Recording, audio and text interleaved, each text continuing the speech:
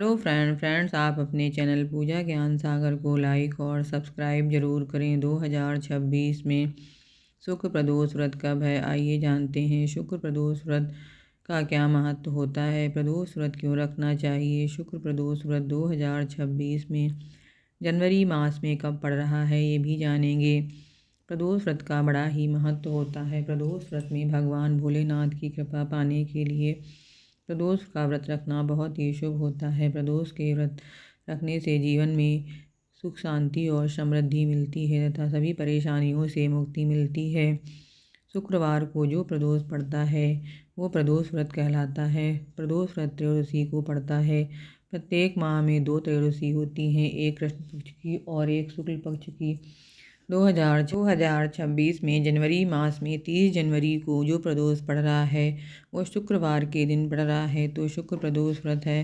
प्रदोष व्रत की व्रत कथा इस प्रकार है। प्रदोष व्रत रखने के बाद व्रत कथा जरूर सुननी चाहिए।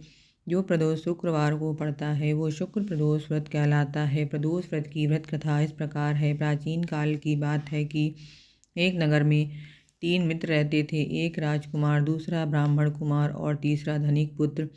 राजकुमार और ब्राह्मण कुमार का विवाह हो चुका था, धनिक पुत्र का भी विवाह हो गया था, किंतु गौना शेष था। एक दिन तीनों मित्र स्त्रियों की चर्चा कर रहे थे। ब्राह्मण कुमार ने स्त्रियों की प्रशंसा करते हुए कहा, नारीहीन घर भूतों का डेरा होता है। धनिक पुत्र ने यह सुना तो तुरंत ही अपनी पत्नी को लाने का निश्चय किया। माता पिता ने उसे समझाया कि अभी शुक्र देवता डूबे हुए हैं, ऐसे में बहू बेटियों को अब उनके घर से विदा नहीं कराया जाता है। किंतु धनिक पुत्र नहीं माना और ससुराल जा पहुंचा। ससुराल में भी उसे रोकने की बहुत कोशिश की गई, मगर उसने जिद नहीं छोड़ी। माता पिता को विवश होकर अपनी कन्या की विदाई करनी पड़ी। ससुराल से विदा हो पति पत्नी नगर से बाहर निकले ही थे कि उनकी बैलगाड़ी का पहिया अलग हो गया और एक बैल की टांग टूट गई। दोनों को काफ़ी चोटें आईं, फिर भी वे आगे बढ़ते रहे। कुछ दूर जाने पर उनकी भेंट डाकुओं से हो गई। डाकू धन धान्य लूट ले गए। दोनों रोते पीटते घर पहुँचे। वहाँ धनिक पुत्र को सांप ने डस लिया।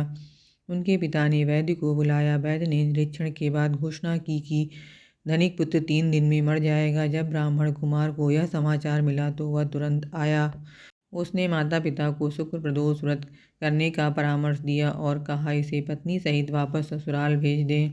यह सारी बाधाएं इसलिए आई हैं क्योंकि उसका पुत्र शुक्रास्त में पत्नी को विदा करा लाया है। यदि यह वहां पहुंच जाएगा तो बच जाएगा। धनिक को ब्राह्मण कुमार की बात ठीक लगी, उसने वैसा ही किया। ससुराल पहुंचते ही धनिक कुमार की हालत ठीक हो गई। शुक्र प्रदोष व्रत के महत्व से सभी के घोर कष्ट टल गए। प्रदोष व्रत रखना बहुत ही शुभ होता है। प्रदोष व्रत के बाद आरती जरूर सुननी चाहिए।